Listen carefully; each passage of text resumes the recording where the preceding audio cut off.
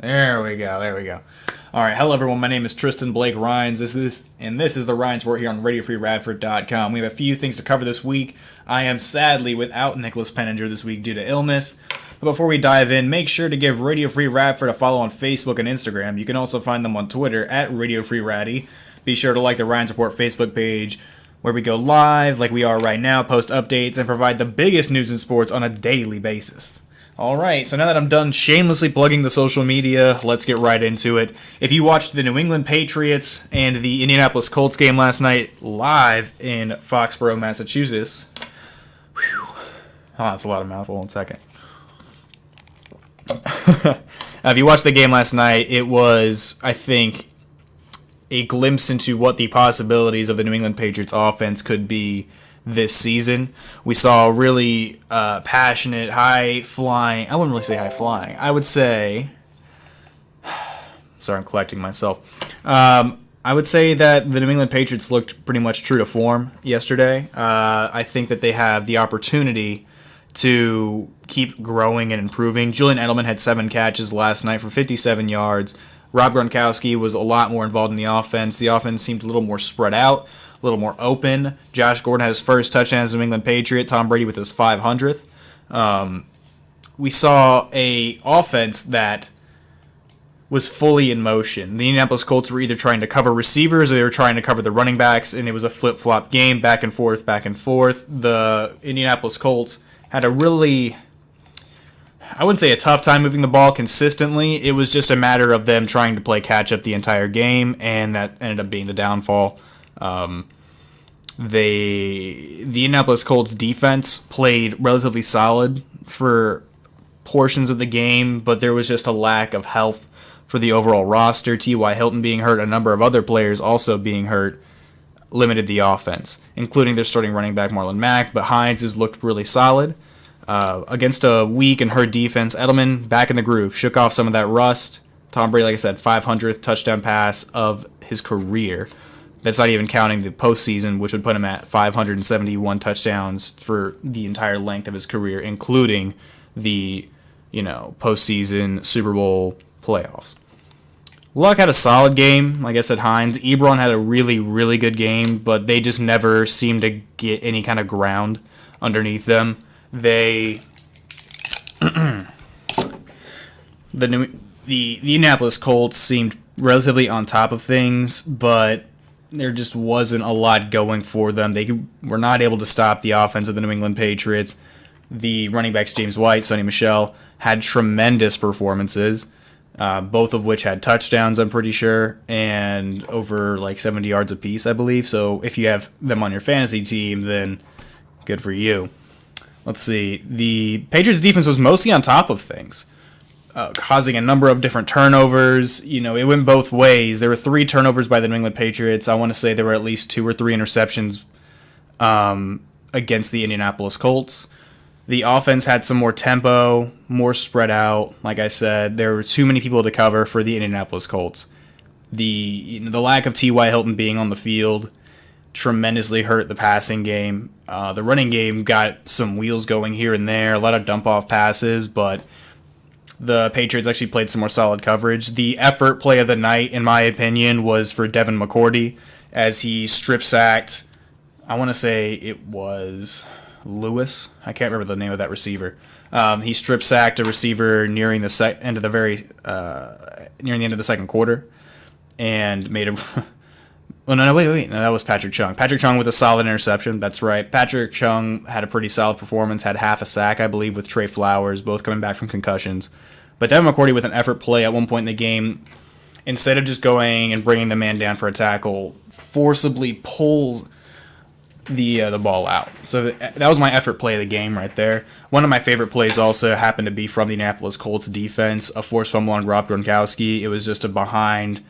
Gronk, I don't really think that Gronk saw him behind him, but it was enough awareness for the defender to put his helmet in the area where the ball is, pop it out, and have a very, instead of it being a 40-point-plus game and ended up being 38-24, it could have been even worse had they not stopped the drive there. Like I said, James White, Sonny Michel played very well. I think looking forward, the Colts just need to have some more health. I feel like that defense needs some more pieces overall for the rest of the season. Next year, I feel like that's going to be the big focal point of Frank Reich and his staff in total, is trying to build the defense, trying to give Andrew Luck more opportunities to have a more comfortable win. That's just my personal opinion. I think the Patriots need to work a little bit more still on getting after the passer. The Colts across the board have weak spots in every area, probably outside of their quarterback position. They were able to generate some pass rush last night, but it wasn't consistent enough to say that this is a definitive pass rush that's going to be able to slow down the Kansas City Chiefs next Sunday. So moving on from there, let's go to Earl Thomas. Earl Thomas made some headlines on Sunday during the Arizona Cardinals game. More than likely, he's going to be gone. I can't imagine why the Seahawks... I wouldn't even say really the Seahawks. I think the Seahawks really want him to be on the roster. I don't think he wants to be a Seattle Seahawk anymore. I don't think they're willing to pay him what he's really worth. In my personal opinion, he's probably at least the top 2 safeties in the entire NFL, along with Eric Berry. And so he gets hurt making a play in the end zone. I believe he broke his left leg, and on his exit from the stadium was high-fiving Cardinal players, being a good sport, and then turned to the sideline to face the sideline of his own team, the Seattle Seahawks, and flipped him the bird. I mean, I know he wanted a better contract or to be traded, and he really didn't want to have to play under the current contract he's under. But it seems like that relationship is just about sour at this point. I can't imagine the Seahawks putting any more effort into re-signing Earl Thomas. I thought it was kind of funny. But if you are an avid NFL follower and understand the whole situation between him and the Seahawks, there's just some kind of management relationship that's just not happening with them. Excuse me. And in a way, I feel kind of bad for the guy. I mean, there are a lot of people who say, oh, he's making millions of dollars and he's making blah, blah, blah, and this amount of money and blah, blah, blah. Well, he should be getting paid for what his worth is at the NFL level. That's the argument here. It's the whole thing with Le'Veon Bell as well. We will get to him. But if you're the best safety in football, if not one of the best safeties in football, top 2, top 3 at the least, and you're getting paid, well, not to that level, of course you're going to be a little bit sour about it. Like I said, in my opinion, he's probably the best cover safety in the entire league. Covers everyone, no issues. Where will he go next season? I feel like the Seahawks are more than likely either cut him or it's the end of his contract. I can't remember. But I feel like there's going to be a number of teams looking to go get Earl Thomas. He's a high-value safety. Even having a few injuries, I think that people are going to shell out a little bit extra money, just go get him, because they understand the talent level there. Get him on a shorter-term contract and see if he helps your team make it to the postseason. So teams like the Kansas City Chiefs, there was expressed interest that came out after. There were some murmurs here and there that the Chiefs were really interested in getting him prior to his injury, prior to that week, even during the offseason. The Dallas Cowboys as well. The Patriots have needed a little bit more help possibly in the secondary. It's something the Patriots I could see doing, going to get him on like a 1 or 2 year contract and seeing how it works. And the 49ers doing the same thing that Richard Sherman did. He wants to play against Seattle, so that's exactly what he's going to do. So let's see here. I do kind of feel bad for Earl Thomas in a way. Yes, I can understand both sides of it. At the end of the day, though, this comes down to some terrible management by the Seattle Seahawks. They have done nothing to improve the offensive line for Russell Wilson. They've let a number of other players walk. The best player on that team outside of Russell Wilson, Earl Thomas, is Bobby Wagner, and he's probably one of the last guys left on that team since their Super Bowl run days. Jermaine, they just... Speaking of the Seahawks, there was a neat article or just some information somebody cultivated together that showed Jermaine Ifedi, their right tackle. You can tell exactly about 85% of the time what they're going to run based on his footing. If it's like 2 sets straight in front of him, it's going to be a run, or if it's 1 foot back, obviously it's going to be a pass. So I just thought it was neat information. But they need to do more. Instead of drafting running backs that aren't even playing for your team currently in the first round. Oh, a little bit of connection issues. I'm sorry about that, guys. instead of going out and getting running backs that you don't need, try to bolster your either your offense that desperately needs it on the offensive line, or go out and get some more defensive playmakers. The defense overall for the Seahawks has been okay. It has never really cultivated back to that same level that it was once at. But the offense is just, it's garbage. I'm not outside of Russell Wilson, it's garbage. The running backs are okay. That situation, I mean, they have like Luke Wilson and Dissly, I believe is how you say his name. The best offensive lineman they have is Dwayne Brown, who is a solid rock on the left side, but outside of that, they need help. They really do. Russell Wilson's having to run around for a lot longer than he should be, and their receivers are just bad. I mean, outside of Doug Baldwin, they have Brandon Marshall, who's an older veteran receiver who can make some plays in the red zone, but they haven't been able to move the ball down the field consistently, even though Russell Wilson's basically carrying that entire offense. So, Seattle Seahawks, they need a lot of work this offseason. I can't imagine why the management would still be there next year, but it's something to look out for, see if they make any positive moves. I don't even know if they have a lot of trade capital outside of draft picks this year, so even if they wanted to go out and trade to get a little bit of a higher level, intermediate player to help bolster the entire team, I don't think it's going to happen this season. Seahawks fans are just going to be patient. It's the end of the Legion of Boom. It just is. You have to face it, and most Seahawks fans will admit that it's over. I am going to forewarn, this will probably be a little bit of a shorter show this week. Without Nicholas being here, unfortunately, like I said, I had planned on us both being here, having a conversation, going into our general vibe. We go a little bit off the tangent typically, but just a forewarning, it might not be the whole hour. I will stretch it the best way I possibly can, but we might not make the full hour, but, I appreciate you guys being here with me. Le'Veon Bell coming back week 7, reported by Adam Schefter.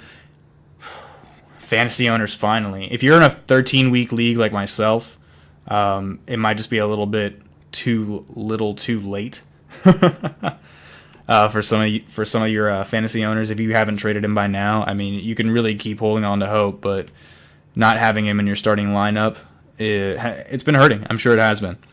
I'm really glad I took Todd Gurley. Could he be traded is the big speculation. Very likely that he's not going to be a Pittsburgh Steeler at the end of the season. Nick and I have talked about this a lot in prior shows to today. Last week, the week before that, the 21st, 28th of September. Both shows are on my website, tristanblakerines.com, and on my YouTube channel, it'll link you right there for my website. But I talked about this. I think that the best thing the Steelers could be doing is trying to trade him. I think that his speculation of, okay, is he going to be back? Is he coming? Is he going to play for us? I think it's what's been hurting the team. Their running game has been, in my opinion, respectable. You have to account for it. James Conner's done a pretty solid job trying to fill in. He's not Le'Veon Bell. He's not. He's had a few good games, but he's not Le'Veon. I think that's what's hurting them. And it forces your receivers to have to work even harder. Antonio Brown's been having a little bit of a tougher time this season. Juju Smith-Schuster's playing very, very solid. Vance McDonald, Jesse James have been playing very respectable football. The offensive line isn't horrible. Ben Roethlisberger is doing Ben Roethlisberger things. He's either throwing picks or he's throwing bomb touchdowns. So the Steelers' culture as well is just not cultivating a lot of healthy locker room climate. I think it's a part of the reason why the Steelers have been suffering so far this season. I want to say, what's their record, like 2-3 right now or something? Let's see, or 2-2, if even that. Steelers record is it's 1-2-1. That's right. They tied against the Browns in week 1. The Steelers are either going to. I have a bold prediction. It just kind of hit me. I could very well see the Steelers having kind of a collapse this offseason. Ben Roethlisberger retiring, Le'Veon Bell leaving. There's been some unrest between staffers for the Steelers. The locker room climate isn't the healthiest that they want it to be. The Steelers, they have Ryan Shazier hopefully coming back one day. In my personal opinion, I think in a health for his health, I don't think that Ryan Shazier needs to come back and play, but the man has a passion for football. I love that guy. The Steelers just need some work. They really do. Either they need to start working on the culture itself. Mike Tomlin has to get that locker room back, or they need to make some personnel moves that are going to put them in a better situation moving forward long term. I think the Steelers are starting to get into the stage of, all right, what's the long-term plan? What are we going to do when Ben Roethlisberger's gone? Is Josh Dobbs the answer? Is Mason Rudolph the answer? Is Antonio going to be here past the extent of this current contract, which ends in like 2021, I believe. So there's still a few more seasons left on it. But these are some serious questions. I think Steelers, staff, coach, management, and even just the fans need to start asking, what's the long-term plan here? That's just something to look out for, okay? So if you're a Pittsburgh Steelers fan, keep an eye out. Next subject, who are the best young quarterbacks so far? And I'm taking this into account 2016, 17, and 18. Okay, so try to think of who your favorite is and comment. Because we got guys this season, Josh Rosen, Mayfield, Allen, Darnold. Last year, Trubisky, Watson, Pat Mahomes. What a beast. 2016, Goff, Wentz, Prescott. Got a very solid list of players. Personally, I'm going to go each year by year for the last 3 seasons. The best quarterback of this entire bunch, it's tough because Carson Wentz was an MVP candidate last season. Currently, Pat Mahomes is a monster. I just don't feel like we have a big enough sample size. You know what I mean? We need to see more gameplay. I think that the more that defenses start to figure out Pat Mahomes, we also get on this high with the Kansas City Chiefs. That's like, oh, they start winning games really early in the season. 4 wins, 6 wins, 5-win streaks at the very beginning of the season. They just start to fizzle out. They go, they have a really high ceiling, and then it just drifts all the way off and levels out. They finish barely in the playoffs, or they don't even make it sometimes. So I really like Mahomes. He's very flashy. Showtime Mahomes. They wouldn't stop calling this kid Showtime Mahomes on Monday. But it's a beast, man. I'm not going to lie. He's got a rocket arm. And he's probably the most electrifying player in football at the moment. He's got the most media. His favorite part of all this popularity. He's like, oh, yeah, my Instagram's blowing up. Yeah, I'm going to have to go follow him. But no, my favorite play so far from Mahomes isn't like him bombing it out to Tyreek Hill. It's the one against the Broncos this past Monday, and the kid had a clutch drive against a solid defense in a hostile environment. He switched the ball from his right to his left in a shovel pass over to Tyreek Hill for a clutch first down. The kid's a beast. He's got some really solid awareness. I think that having Alex Smith there last year to help tutor and teach him was a great idea. 2016, Carson Wentz, though, man. He's such a beast. Helped lead the Philadelphia Eagles essentially to a championship. I know Nick Foles finished the job for him, but Carson Wentz, with all due respect, is probably my favorite quarterback so far out of these 3 classes. Mahomes, we still have, like I said, we need a bigger sample size. We need to see more. Wentz has got 2, almost 3 seasons under his belt of total play, and he's been impressive. If it wasn't for that ACL, he would have very well been the MVP last season. No doubt about it. Tom Brady's just Tom Brady. He's a beast, too. He's still doing G things. So, yeah, man. I'm a big fan of Carson Wentz as well. Dak Prescott, I have no idea what's been happening with him, man. I think the offensive line is still good. You have Ezekiel Elliott. Without Elliott on the field, there is no offense. They need to get that man some receivers. Allen Hurns is all right. Davon Austin's whatever. You know what I mean? But there's no one on that offense that's getting open for Dak. And it's really hurting. That's why they're 2-2. Simply put, their defense has been playing actually very well. They should be putting up more points offensively, but they, for some reason, have neglected to go get Dak Prescott some receivers. They're the most dynamic receiver they've had recently. I really like Tavon Austin. Terrence Williams, I don't even know if he's still on the team. And, of course, Des Bryant's no longer with the organization. Jared Goff, He had a bad rookie campaign, and ever since Sean McVay walked in the building, he's been killing it. He's been absolutely killing it. He's an MVP candidate this season, too. He's dark horse net at the moment. But they're so good. The LA Rams are so good. By the end of the season, if Gurley can somehow carry my fantasy team to a championship, I'm probably going to buy that guy's jersey. He's so good. He's probably my favorite running back in football. He's dynamic. And Jared Goff has been playing to the potential that everybody hoped he was going to have coming out of college.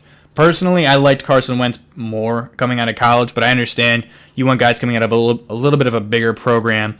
North Dakota, where, what was it? I'm pretty sure it was North Dakota State or something like that, where Carson Wentz went. You're not going to expect the competition level to be higher than it is at, a UCLA for Jared Goff. Jared Goff has a big arm. They have a big, high-flying offense. It's very similar to if you had a full potential Steelers offense from like 2 years ago. That's very similar to what I'm seeing out of the LA Rams offense right now. They have a lot of flashy guys that can burn you on the outside. Robert Woods, Brandon Cooks, Cooper Kupp's got some great hands.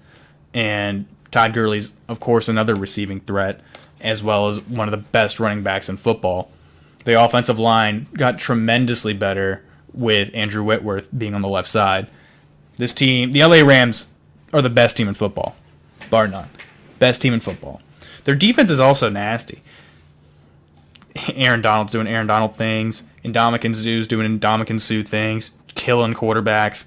The secondary's good. LaMarcus Joyner's a solid safety. Marcus Peters is pretty solid. He plays a lot of risk ball, but he's a beast. Aqib Talib, unfortunately, dealing with some injuries at the moment. That defense overall, run by Wade Phillips, has been performing to a really high level. I like watching the Rams play. It's kind of like watching the Warriors play. They're just so talented that you can't take your eyes off the screen. They could be dusting someone 35-0. You're just waiting to see what Brandon Cooks is going to do, what Robert Woods is going to do, if Cooper Kupp's going to hit you with a double move and take it up the field for 45 yards. They're explosive. But who do I think is the best young quarterback so far? If we discount and take out the 2018 class, well, we can break it down my class. Of course, I really like Carson Wentz. I really like Jared Goff. I like Prescott, but he's okay. He needs more help. I'd say the 2016 class, Carson Wentz, all day. 2017 class, Pat Mahomes is a beast. Watson is probably one of the more exciting quarterbacks to watch in football. He's just not getting a lot of traction with the offense at the moment in Houston. They just got their first win this season against Indianapolis on Sunday. So I'm going to say Pat Mahomes so far. Trubisky just had his only great game, in my opinion, since he was drafted at number 2 pick. So, I don't know. The jury's still out on Mitch Trubisky. I'm not going to say he's a bust, but I definitely think that he's not playing up to the potential that he was expected of when he was drafted. So far, the quarterbacks in the 2018 class, all are getting starting time. I actually didn't think all these guys would be playing at this point in the season. I thought Josh Allen was going to get played a little earlier than he should have been. He's got the Bills a win against a really strong Vikings team. I really like Mayfield. Rosen flashes elite accuracy. We've only seen one game out of him so far. Darnold we've seen starting, but I'm actually not as impressed as everybody else was with Sam Darnold. I thought he was the best quarterback in the draft, yes, but so far he has not been the best quarterback of the rookies. I really like Mayfield. I really do. And I understand he turns the ball over a little bit more, but that's something you can correct. The same thing with Sam Darnold. They turn the ball over a little bit more, but I feel like Mayfield and that offense gives you a better opportunity to win the game than Tyrod Taylor. I think that he gives you a better opportunity to win than Sam Darnold, Rosen, Allen, any of them. And Mayfield has a pretty high ceiling, in my opinion. I really like him. People like to compare him to he could like Drew Brees or something. I think he reminds me a lot of like Russell Wilson, where he's able to break out of the pocket, be dynamic with the football, and get his receivers open. He's got a dime, too. He's got a heck of an arm, can launch the ball, and he can put it right on you. So there's still things that they need to be, all these guys need to improve on. I mean, they're all rookies. What do you expect? There's a lot of improvement that's going to be happening here. I thought Rosen had the highest ceiling of everybody in this draft. He reminded me a lot of Drew Brees. Rock TV Cup. This is Highlander Student Media, so let me flash that one for you. Radford on Camera. Check them out on their YouTube channel. They're awesome. Chase Wayne leading that organization at the moment. Annie Schroeder last year. She's with Channel 29, so check out her work. She's pretty awesome. And while we're checking out work, RU Weather One on Instagram and on Twitter is Radio Free Radford's weatherman every morning at 10 a.m. Monday to Friday. Check him out. He's cool people. I know he's tuning in. So we have some great stuff here with Student Media. Let's see. But personally, so far this year, I like Mayfield. 2017, I really like Pat Mahomes right now. And 2016, Carson Wentz. Easy. Let's get into my picks for this week of football. If you checked out the Facebook page last night at any point, you saw I picked the Patriots. Sam also picked the Patriots as well. Let's see. So that one's done. I just thought it was going to be a much different score, 38-9. The Colts scored more points than I thought they were going to. Tennessee at Buffalo. I got Tennessee 28-17 over Buffalo. I think Tennessee's defense is what's going to keep them ahead of people. Mike Vrabel's doing a really good job. They got a big win over Philadelphia last week. I think they're going to ride that into Buffalo and just take over a weaker Buffalo team. That's really what they are. Excuse me. Atlanta at Atlanta at Pittsburgh. I think this is going to be a big offensive game. I think it's one of the closer games this week as well. I think that Atlanta kind of suffers from the same issues from last week in that their passing defense just isn't giving them enough support. I got Pittsburgh 35-28 over Atlanta. Atlanta's been struggling this year. I just don't have enough faith. Both these teams, to be fair, have been struggling, like I've been saying with Pittsburgh, both struggling teams. But I think Pittsburgh comes in and has a big game through the air. Let's see. Denver at the New York Jets. I don't think the Jets score more than 7 points. I think that defense is so good. It's on point. I'm a big fan. So I'm going to say Denver 20-7. Case Keenum plays solid. I think the Denver offense is still trying to find its groove. Philip Lindsay, I like him a lot. Royce Freeman, I like him a lot, in the backfield. Both of which have been playing better than Seattle's running backs, in my opinion. Let's see. Jacksonville at Kansas City. Kansas City. Showtime Mahomes. You know what I'm calling this my upset of the week? I think Jacksonville walks into Kansas City 17-13. It's another close game, not a very high-scoring game. We saw a lot in Denver that if you can disrupt the tempo of the Chiefs' offense, that it makes a big difference. I think that Jacksonville has the perfect pass rush to go get Mahomes. Their offense has so much talent. But I feel like Calais Campbell, Telvin Smith, Yannick Ngakoue, the interior defensive linemen with, you still have Taven Bryan out there. You still have Marcel Darius. You've got a bunch of really big, and you also, of course, you have the secondary, Jalen Ramsey, AJ Boye, and Barry Church out there. You have a really stacked, solid defense. I think Jacksonville goes in and just takes the win. Overall, Mahomes just has a bad game. I'd say it's the upset of the week. I think Mahomes finally throws his first interception this week. So either it's going to be an upset or Kansas City's just going to blow them out because Jacksonville just can't score points. But Jacksonville finally gets a little bit of a groove here and there, and they finally score like 17 points. Green Bay at Detroit. This is another game I think is going to be close. I think that Detroit. One of my professors even says this too. He says that Detroit's one of those teams that could win or lose just about every game. And this is very true with this game even. Rodgers has been playing all right. He hasn't been playing up to the level of competitiveness.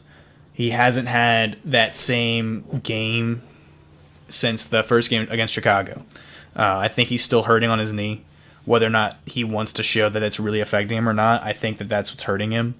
But I think Green Bay marches into Detroit, takes another win. Detroit Lions fall to 1-4, and it's going to be 24-20 and on a Green Bay comeback. Baltimore at Cleveland. I'm going to call this one my upset of the week. I already did. Wait, my bad. No, I wouldn't even say this is an upset. I think it's just going to be another close game. A lot of close games this week. Cleveland taking over Baltimore, 23-21. Baltimore just can't seem to get a groove at the very end of the game. Flacco and the offense, make a few plays late in the third, but they can't put it together on the final drive of the game. Baker comes in, touchdown within 3 minutes left, and the Ravens just can't seem to move the ball. Browns have a really good defense, by the way, too. Don't sleep on it. The New York Giants at Carolina. New York's looks so dysfunctional, and honestly, I'm blaming it on Eli. I really don't have anything against the guy. It's just I don't think Eli is the guy that they need starting right now. There's not a much better alternative. I understand that, but Odell Beckham even said it this week too. He was like, I don't understand why we can't throw the ball more than 20 yards. The offensive line isn't that bad where you can't push the ball, and the running game is solid. So why can't they throw the ball sufficiently? I have no idea.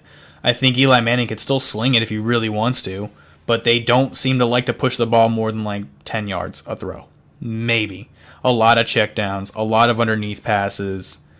And what I saw against New Orleans was not going through his reads. It seems like he's sticking to one side, looking for his hot route, and if it's not there, he's ducking and covering because he's thinking he's going to get sacked.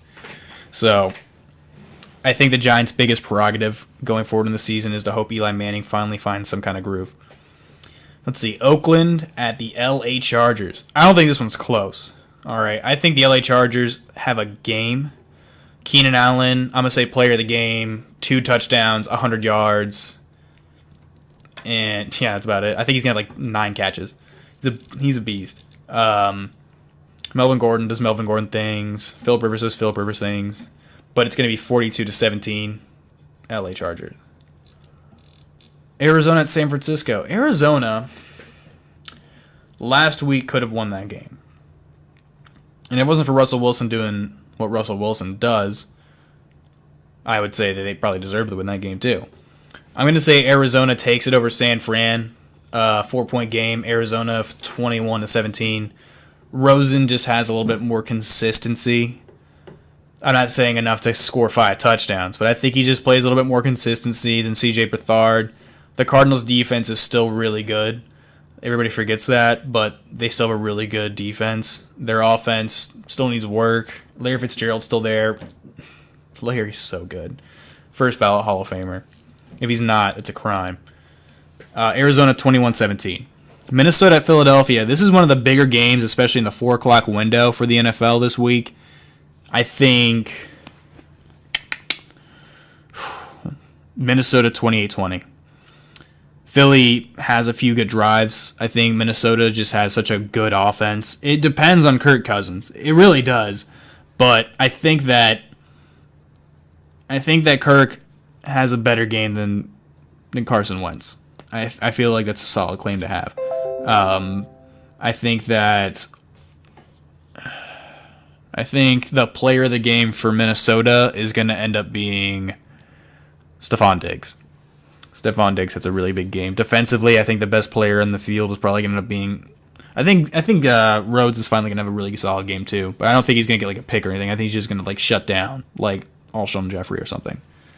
The LA Rams at Seattle. This is going to be a walkthrough. The LA Rams. Todd Gurley, player of the game. Goff and Cooks have a pretty solid chemistry. I think Cooks will probably get 90 yards or something, maybe a touchdown. But I really think Gurley's going to go off against Seattle. They're going to expect so much pass that they're going to forget that Gurley's on the field. So, Todd Gurley, player of the game for that one. Dallas at Houston, Battle of Texas, and Sunday Night Football. Sunday Night Football.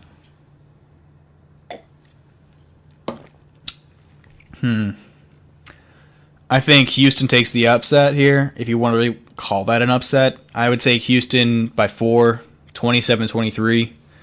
I think Dallas just goes back to having the lack of confidence in the offense.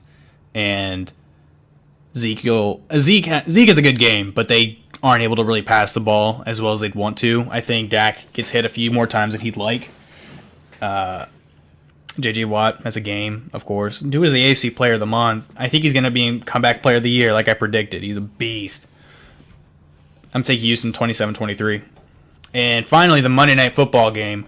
We have Washington at New Orleans. Whew. Washington is very solid across the board. Alex Smith is solid. Their running back, of course, Adrian Peterson. He's been playing pretty solid for his age. The offensive line is okay. Receiving core is all right. I wouldn't say it's anything spectacular. The defense has been all right. I'd say Washington's a really average team. If you wanted to pick your middle-of-the-road team, I'd say the Redskins. New Orleans goes into Monday Night Football. It's close in the first half, I think, and then I think Alvin Kamara and Mark Ingram comes back to this game too. I think it's going to be Kamara and Ingram that just take that game over and start running wild through the second half. So I'm going to take New Orleans 33-20 over Washington. And that'll just about conclude the show today, guys. I know it's a little bit shorter, 20 minutes short than what we usually do. But, some plans just very last minute changed and try to do my best to account for it. So thank you all so much for listening this week here on RadioFreeRadford.com. Follow the Rines Report on Facebook. Rines is how you spell my last name. You can find my shows on YouTube when you search Tristan Blake Rines. I'd appreciate the subscribe. And you can also find all of my past work on TristanBlakeRyans.com. Have a lovely and safe weekend, everyone. And up next, in about 20 minutes, we have Keaton Alderman taking over in the studio. So stand by. Have a lovely weekend. Stay breezy.